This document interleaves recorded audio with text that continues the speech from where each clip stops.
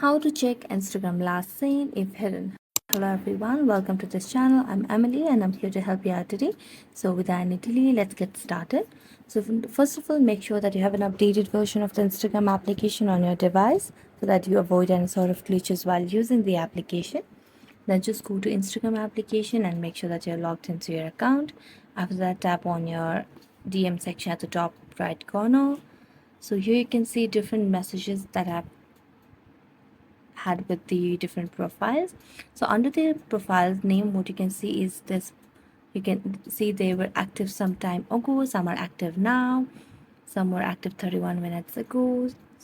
So you can see these options and these notifications. So this means that they have active Instagram application and they are not hidden. And if they are hidden and we cannot see if they are active some time ago or if they are even active or not, then it means they are hidden. So thank you so much for watching this video. If you enjoyed it, don't forget to like, subscribe and hit the bell notification for more updates. That's it for today. See you next time.